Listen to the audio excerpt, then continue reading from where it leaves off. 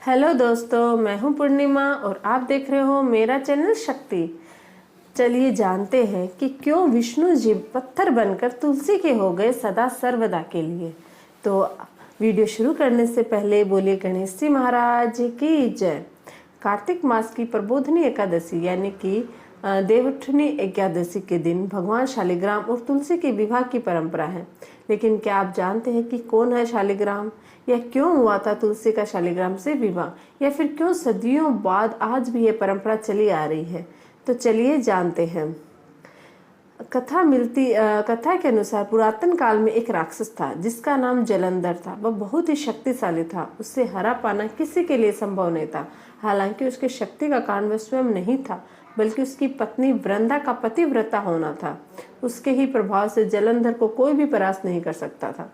धीरे धीरे उसके उपद्रव से देवतागण परेशान होने लगे, तो वह अपनी परेशानी लेकर विष्णु जी के पास पहुंचे। तब इसका समाधान निकला कि यदि वृंदा के अस्तित्व को नष्ट कर दिया जाए तो जलंधर की मृत्यु हो जाएगी। तब श्री विष्णु ने जलंधर का रूप बनाकर छल से वृंदा का स्पर्श किया, तो उस समय जलंधर, जो कि देवताओं से युद्ध कर रहा था, वह मृत्यु को प्राप्त हो गया। इसका भान होते ही वृंदा ने भगवान विष्णु को शाप दे दिया। कथा के अनुसार जब वृंदा का सतीत्व भंग हुआ था, तो उसी समय जलंधर का सर उसके आंगन में आ गिर पड़ा। अपने पति का सिर देखते ही वृंदा अवाक रह गई। उसी क्षण उन्होंने यह जानने का प्रयास किया जो उनके साथ था वह कौन था। सामने देखा तो साक्षात श्री हरि विष्णु खड़े थे। उसके बाद वृंदा ने विष्णु जी को शाप दिया। उन्होंने कहा कि जिस तरह आपने छल किया और मुझे पति वियोग का कष्ट दिया, ठीक उसी प्रकार आपकी भी पत्नी का छल पूर्वक हरण होगा। आपको भी पत्नी विरह का दुख सहन करना पड़ेगा। इसके बाद वृंदा ने कहा कि आपने मेरा सतीत्व भंग किया, इसलिए आप पत्थर के हो जाएंगे। वही पत्थर शालिग्राम कहलाया। कहा जाता है कि वृंदा के इसी श्राप के चलते श्री विष्णु ने अयोध्या में दशरथ पुत्र श्री राम के रूप में जन्म लिया और बाद में उन्हें सीता वियोग का भी कष्ट सहना पड़ा। कथा के अनुसार जिस स्थान पर वृंदा सती हुई थी, उसी जगह पर तुलसी का पौधा उत्पन्न हुआ। क्योंकि उसी स्थान पर वृंदा सती हुई थी, तो इसलिए तुलसी का एक नाम वृंदा भी था। कहते हैं कि जब वृंदा ने श्री विष्णु को शाप दिया था, तो उसी समय उन्होंने भी वृंदा से कहा कि वह उनके सतीत्व का आदर करते हैं, लेकिन वह तुलसी के रूप में सदा सर्वदा उनके साथ रहेगी। इसके साथ ही भगवान विष्णु ने कहा कि जो मनुष्य कार्तिक एकादशी के दिन तुम्हारे साथ मेरा विवाह करेगा, उसकी हर मनोकामना पूर्ण होएगी। इसके बाद से ही इस शुभ तिथि पर शालिग्राम और तुलसी की विवाह की परंपरा शुरू हुई। यही नहीं, श्री हरि की पूजा में भी तुलसी को विशेष स्थान प्राप्त है। बिना तुलसी दल के विष्णु जी की पूजा भी पूर्ण नहीं होती है।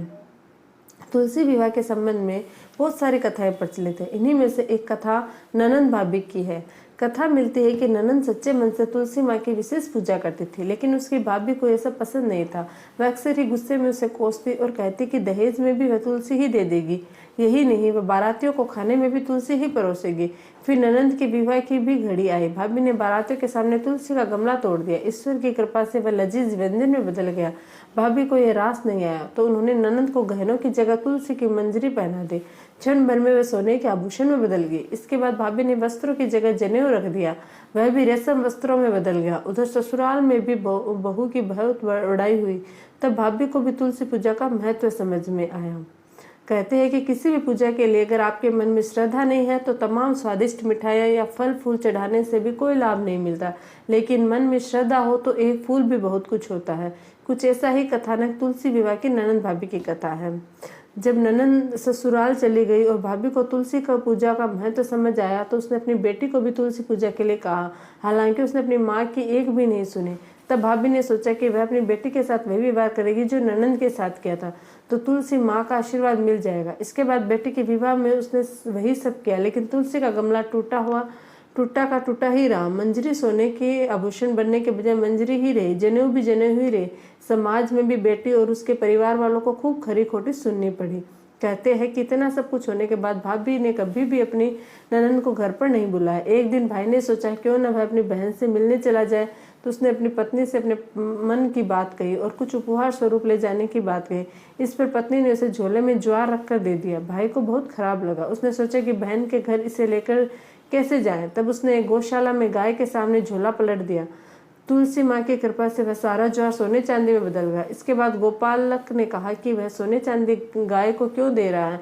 तब भाई ने देखा तो उसने आश्चर्य का ठिकाना नहीं रहा। इसके बाद उसने गोपालक को सारी बात बताई। तब गोपालक ने कहा कि यह सब तुलसी माँ की कृपा है। भाई भी खुशी खुशी बहन के घर पहुंचा। उपहार देखकर बहन और उसके ससुराल वाले बहुत खुश हुए। जीवन में कष्ट ही नहीं तमाम खुशियां भी लेकर आते। तो ये है तुलसी की कहानी, ननंद भाभी की कहानी और तुलसी की सालिग्राम से विवाह होने की कहानी। अगर आप लोगों को मेरा ये वीडियो अच्छा लगे तो प्लीज़ चैनल को लाइक शेयर और सब्सक्राइब जरूर कीजिएगा।